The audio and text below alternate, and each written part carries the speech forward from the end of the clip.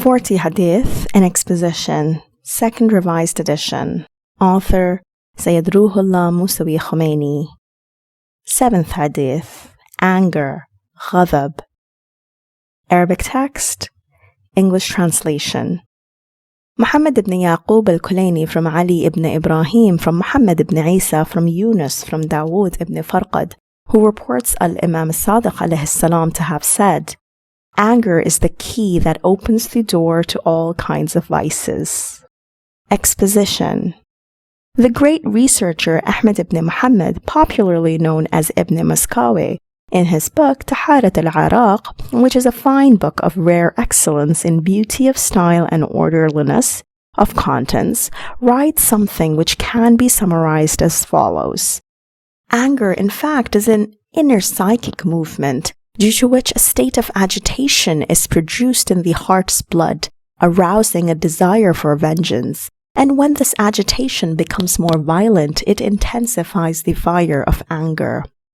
A violent commotion in the blood seizes the heart, filling the arteries and the brain with a flurry of dark smoke, on account of which the mind and the intellect lose control and become powerless. At that time, as the Hukama maintain, the inner state of the person resembles a cave where fire has broken out, filling it with flames and suffocating clouds of smoke that leap out of its mouth with intense heat and a fiery howl. When that happens, it becomes extremely difficult to pacify such a person and to extinguish the fire of his wrath. Whatever is thrown in it to cool it down becomes a part of it, adding to its intensity. It is for this reason that such a man becomes blinded to propriety and deaf to guidance. In such a condition, there is no hope for him. Then Ibn Maskawi adds, Hippocrates says that he is more hopeful about a ship encircled by a fierce storm and violent winds which has been knocked away from its course by the sea waves into rocky waters, than about an enraged person. Because in such conditions, the sailors may somehow manage to save the ship by means of clever maneuvers, but there is no hope of deliverance for the soul engulfed in rage, for all such efforts as counsel, advice, and exhortation fail to appease him. The more one tries to pacify it through humble entreaties and tearful supplications, the more violent it becomes. Advantages of al-Quwwah al-Ghadabiyah, the power of anger. It should be known that the power of anger is one of the biggest favors of God conferred upon His creatures, by means of which they are enabled to pursue activities constructive to their world and the hereafter, are assured the continuity of the species as well as the safety and survival of the individual and the family. It also plays a great role in the establishment and maintenance of social order and civic life. If this noble faculty were not ingrained in the animal's nature, it would not have been able to defend itself against natural adversities, and would have been defenseless against the dangers of destruction and extinction. And if it were absent in the human nature, man would have failed to achieve most of his accomplishments and attainments. Moreover, even its deficiency and insufficient presence below the moderate level is itself considered a moral weakness and flaw, which gives rise to innumerable vices and defects like fear, timidity, weakness, laxity, laziness, greed, lack of restraint, patience and tolerance, lack of constancy, and perseverance when needed, love of comfort, torpor, lethargy, submissiveness to oppression and tyranny, submitting to insults and disgraces to which an individual or his family may be subjected, dastardliness, spiritlessness, etc., describing the qualities of the believers God Almighty says. Arabic text, English translation of Surah 48, verse 29. The believers are hard against the unbelievers and merciful amongst themselves. The fulfillment of the duty of al-amr bil-ma'ruf wal-nahy anil munkar, to enjoin good conduct and forbid indecency, the implementation of hudud, which is the punishment prescribed by the Islamic penal law, the ta'zirat, which is the punishments adjudged by a judge, and the carrying out of other policies set forth by religion or guided by reason, would not have been possible without the existence of this noble power of anger. On this basis, those who believe in eradicating the power of anger and consider its destruction as an accomplishment and mark of perfection are highly mistaken and in great error, ignorant as they are about the signs of perfection and the bounds of moderation. Poor fellows, they do not know that God Almighty has not created this noble faculty in vain in all the species belonging to the animal kingdom. To the children of Adam alayhi salam, He bestowed this power as the source of securing a good life in this world and the hereafter, and a vehicle for procuring various blessings and felicities. The holy jihad with the enemies of the deen, the struggle for the preservation of mankind's social order, the defense and protection of one's own life, property and honor, as well as the divine values and laws, and above all the combat with one's inner self, which is the biggest enemy of man, none of these could be possible without the existence of this noble faculty.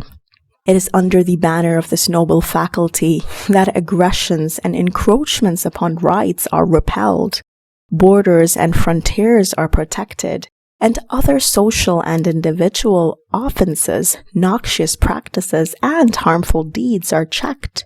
It is for this very reason that the hukama have recommended various remedies for treating any deficiency in this power and prescribed numerous practical and theoretical remedies for the purpose of its regeneration, like participation in acts of heroism and going to battlefronts on the occasion of war with the enemies of God. It is even narrated of some sages that they used to visit risky places, stayed there and exposed themselves to great perils and dangers.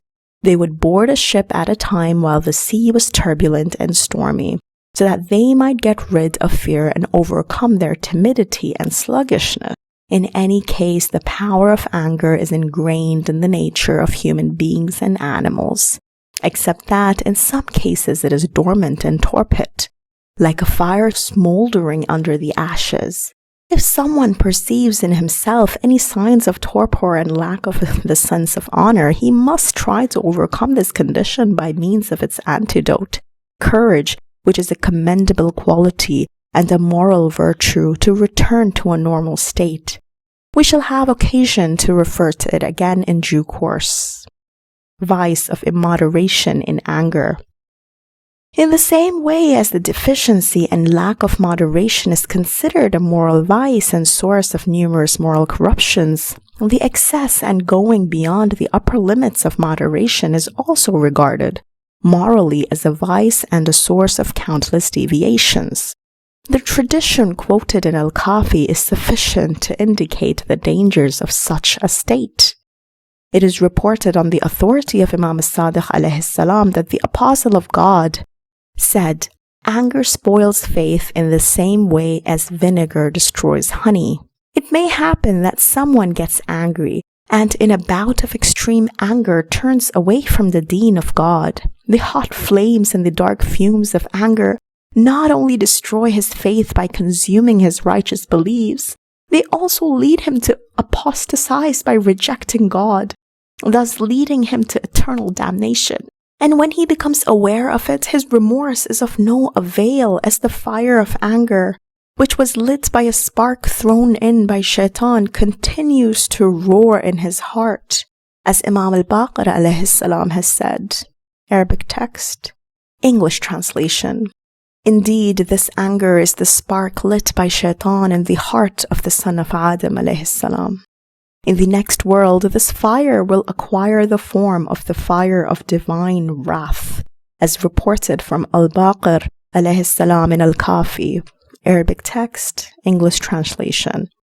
It is recorded in the Torah regarding that which God Almighty confided to Musa alayhi salam, saying, "O Musa, control your anger towards those over whom I have given you authority, so that I may spare you from my wrath."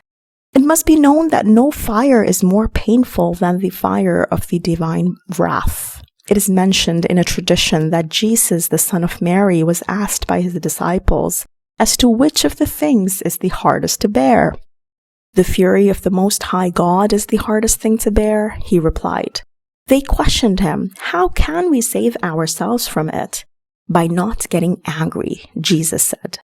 Therefore, it must be obvious that God's wrath is more painful and severer than anything else, and the fire of his fury is most destructive. The hereafterly form of our anger in this world is the fire of divine wrath in the next world. In the same way as anger emanates from the heart, perhaps the fire of divine wrath, which is the abode of our anger, and all other inner vices will also emanate from the inner depths of the heart and spread over the external being, and its tormenting flames will emerge from the external sense organs like the eyes, the ears, and the tongue.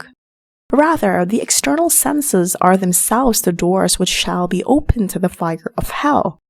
The fire of the hell of deeds and the physical hell encompasses the without and travels towards the within.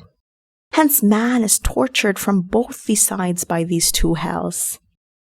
One emanates from within the heart, and its flames enter the body through pia matter of the brain, and the other, which is the result of the vicious deeds, advances towards the inner being from without, and man is subjected to torments and pressure. What sort of torment and torture will it be? God alone knows what pain and distress it will bring, in addition to the burning and melting. You imagine that the topological mode of the hell's encompassment is something that you know. Here things are surrounded only externally and outwardly, but in that world, encirclement will occur both externally and internally. It will cover the outer surface of the body as well as the inner depths of the human heart and being.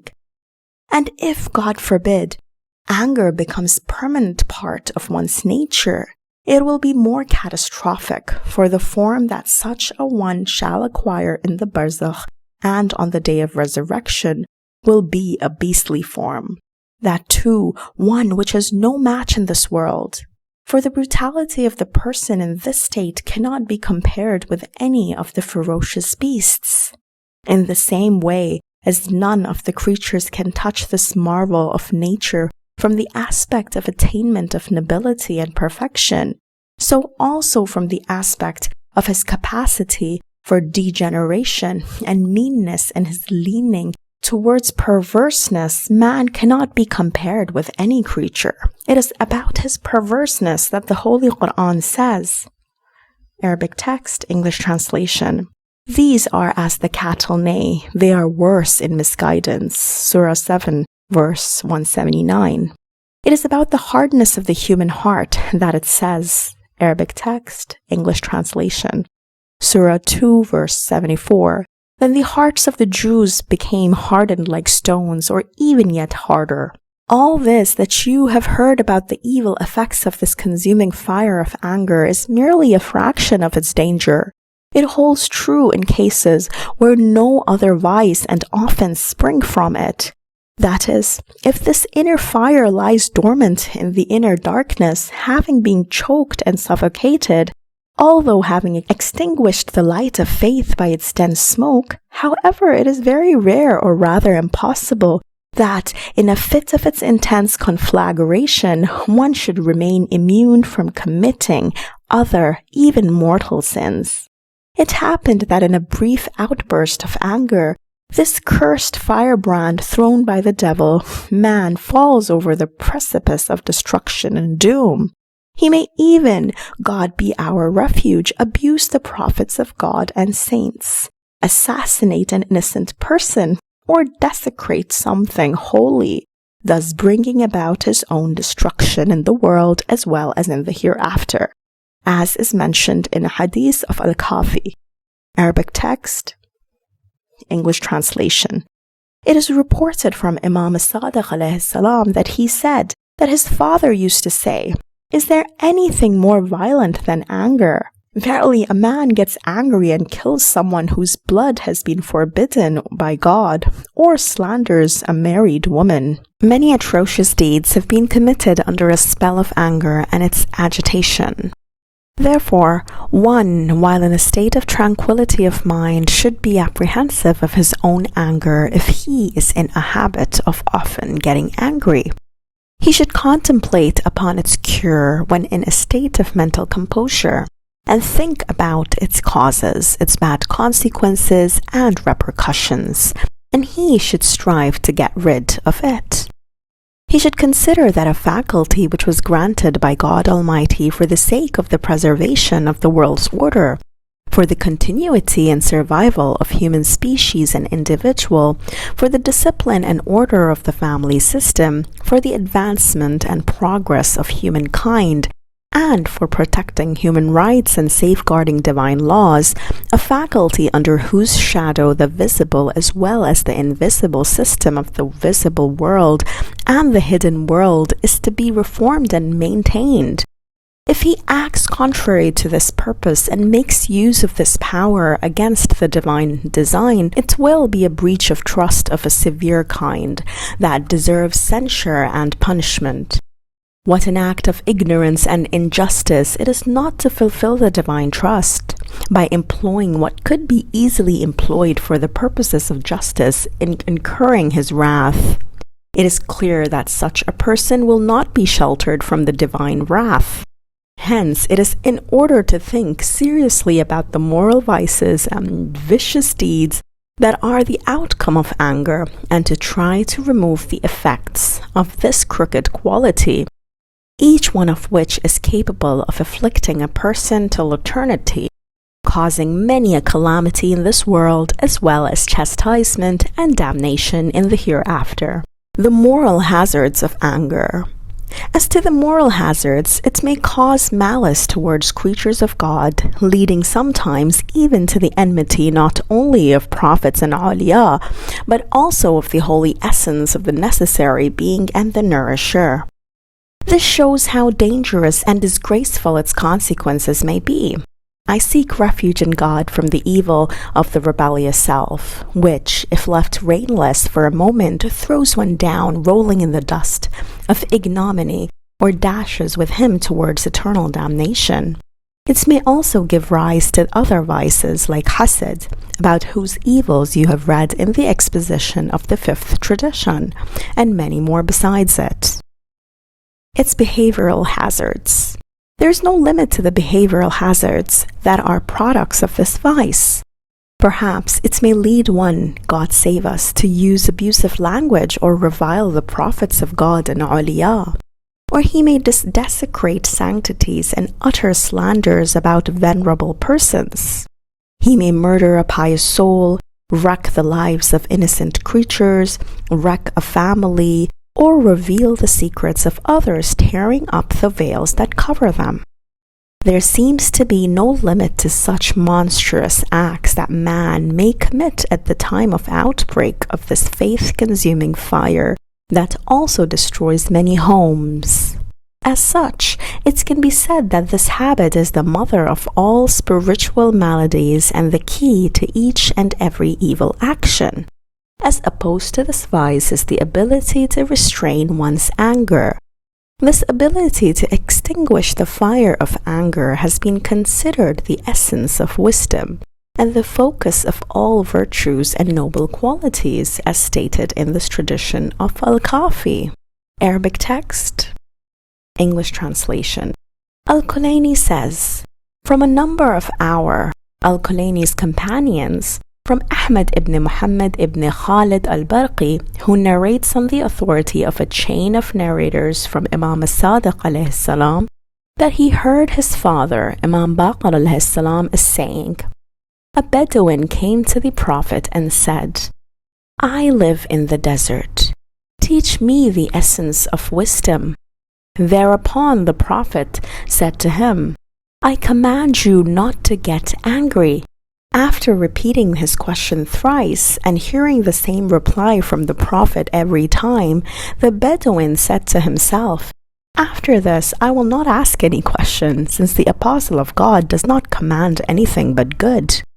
Imam Sadiq alayhi salam says, "My father used to say, is there anything more violent than anger? Verily, a man gets angry and kills someone whose blood has been forbidden by Allah, or slanders a married woman.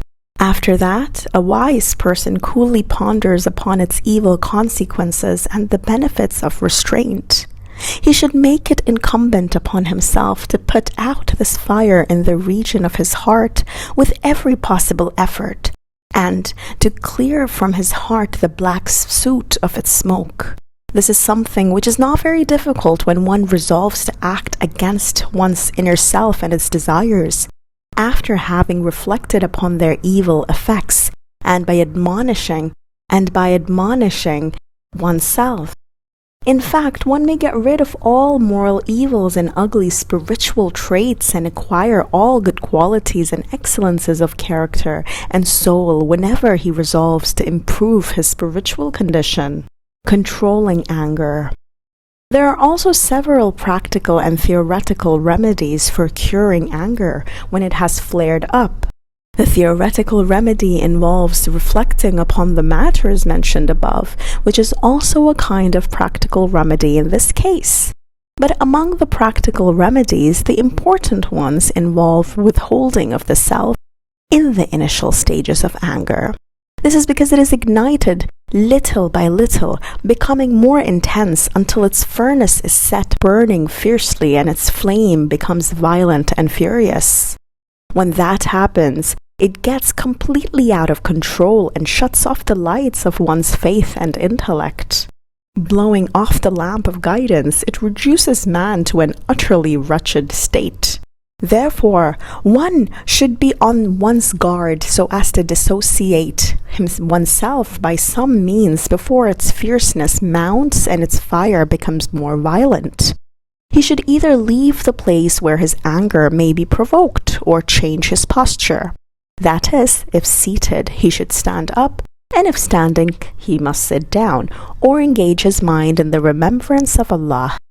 Some people consider it even obligatory. Or he should make himself busy in some other activity to divert his attention. In any case, it is easier to put a curb on it in the beginning. It has two results. Firstly, he will be able to pacify himself at that early stage, and the flames of anger will be put out. Secondly, the experience will always remain with one as a primary cure for treating oneself.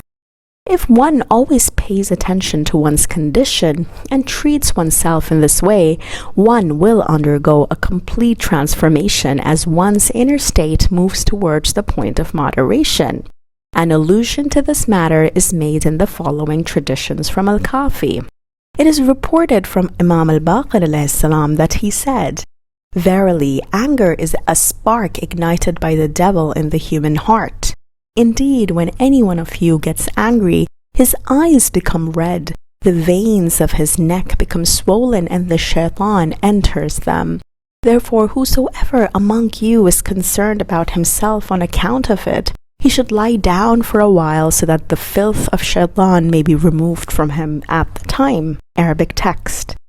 Maysar reports that once anger was discussed in the presence of Imam al-Baqir alayhi salam. He said, "Verily, it happens that an angry person would not be satisfied until he enters the fire. His anger does not subside unless it drags him into the hellfire. Therefore, whoever is angry with someone, let him sit down immediately if he is standing, for indeed it would repel from him the uncleanliness of shaitan. And whoever gets angry with his kinsman, let him approach him and pat him, for the feeling of consanguinity, when stimulated by touch, induces calmness." These two traditions suggest two practical remedies of anger in its initial stage. One is general and recommends sitting down and bringing about a change in posture. According to another tradition, if somebody be seated at the time of being angry, he should stand up. It is reported by Sunni sources that the Apostle of God, if he ever got angry while standing, would sit down, and if seated, would recline, and his anger would subside.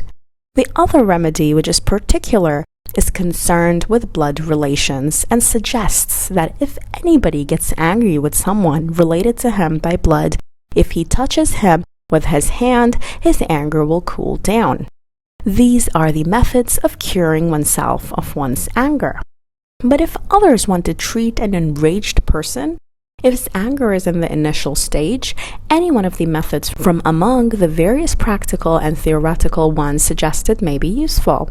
But if he is in extreme anger, advice and counsel give the opposite results, and it becomes very difficult to treat him in this stage, except by being put in a state of alarm by someone whom he holds in high esteem. For anger vents itself on those whom one deems weaker and inferior to oneself, or at least as equal in power and position. But in front of those persons with whom he is impressed, his anger is never provoked. Rather, his outer excitement and agitation will be transformed into an internal fury confined to his inner self. Not finding an outlet, it will change into a grief within the heart. Hence, it is not at all an easy task to appease a person undergoing outbursts of extreme rage. We seek refuge in God from it. How to eradicate the roots of anger? Among the fundamental remedies of anger, one is to exterminate the factors responsible for its provocation. They are many, and here we can mention only a few of them.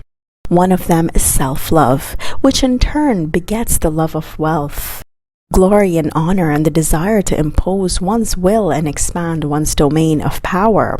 These factors are inherently responsible for exciting the fire of anger, as the individual infatuated with these things tends to hold them in high regard, and they occupy a high place in his heart. He improperly gets angry and excited if any one of these aspired goals is not achieved, or when his desire faces any obstacle, and loses control over himself.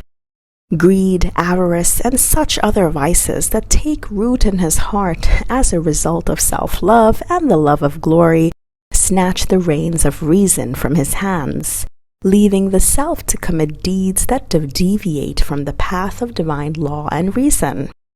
But if his love and interest in these things is not intense and he gives lesser importance to these matters, his inner calm and contentment obtained by giving up the love of wealth, honor, and the like will not allow his self to act against the demands of justice. Then he will not find it difficult to maintain his patience in hardships, and will not lose grip of self-restraint. He would not get angry unnecessarily and abnormally. If the love of the world is eradicated from his heart, and this vice is completely wiped out, then all other vices also take leave and vanish from it, vacating the realm of the soul to be taken over by moral virtues. Another factor that arouses anger is that sometimes anger and its evil manifestations, which are in fact great moral defects and indecencies, are imagined to be merits and accomplishments on account of ignorance and lack of understanding. Some fools reckon those vices as marks of bravery and courage and brag about themselves on account of them. They confuse the virtue of valor, which is a superb attribute of the believer's character and a commendable quality, with this pernicious vice. However, it should be noted that courage or valor is a different thing, and its source, its causes, effects, and characteristics differ totally from those of that injurious vice. Courage originates in the strength of one's spirit, serenity of mind, moderateness, faith, and lack of concern for the vanities of life and indifference to its vicissitudes. Whereas anger is the product of spiritual weakness and degeneration, insufficiency of faith, immoderation of character and soul, love of the world and concern for mundane things, and the fear of losing the pleasures of life. Hence, this vice is found more frequently in women than in men, more in sick individuals than in healthy people, more in children than in grown-ups, more in the elderly than in young people, Valor and courage is its opposite. Those suffering from moral infirmities are more liable to get angry sooner than those who are morally sound. Thus, we often see such people get angry sooner and become fiercer if any encroachment is made upon their property than the others. This was about the origins and motives of anger and courage. However, they are also different as to their effects. The irascible person, when under the spell of anger and its excitement, behaves unreasonably like a lunatic or like an animal, which acts without rationally considering the consequences of its actions, and commits ugly and indecent acts. His tongue, limbs, and other parts of the body go out of his control. His eyes, lips, and mouth are distorted in such an ugly manner that he will be ashamed of his ugly features if he's shown a mirror at the time. Some people who are afflicted with this vice not only do not refrain from venting their anger on innocent animals, but do not spare even inanimate things. They curse air, water, earth, snow, rain, and other elements of nature if anything happens against their wish. Sometimes they vent their fury on a book, pen, glass, or jug, tearing it up or breaking it into pieces. But the behavior of a courageous person is different in all these matters. His acts are based on reason and tranquility of soul. He gets angry on the proper occasion and is patient and restrained when required to be so. He is not provoked or incensed by each and every annoyance. He becomes angry on the proper occasion to the proper extent and takes his vengeance with reason and discretion. He knows well as to against whom to take his revenge, on what occasion, to what degree, and in what manner, and as to whom he should forgive and what to overlook and ignore. In the state of anger, he does not lose control of his reason, and he never makes use of indecent language nor acts indiscreetly. All his acts are based on rational considerations and are in accordance with the norms of justice and divine law. He always acts in such a manner so as not to regret later on. Thus, an aware human being should not confuse this quality, which is one of the attributes of prophets, awliya, and true believers, and is considered a spiritual accomplishment and achievement, with the vice which is one of the attributes of shaitan, a diabolical incitement, a spiritual abomination, and a flaw of the heart. Yet the veils of ignorance and folly and the curtains of self-love and attachment to the world cover man's hearing and blind his vision, rendering him helpless and bringing about his destruction. Certain other causes of anger have also been pointed out, such as ujub, bragging, iftikhar, pride, which is kibr, disputatiousness, mir'ah, obstinacy, lajaj, jesting, and the like, but to go into their details will prolong this discussion and might be cumbersome. Possibly most or all of them, directly or indirectly, originate in the two sources already discussed, and praise be to God. End of 7th Hadith. Anger, Ghadhab.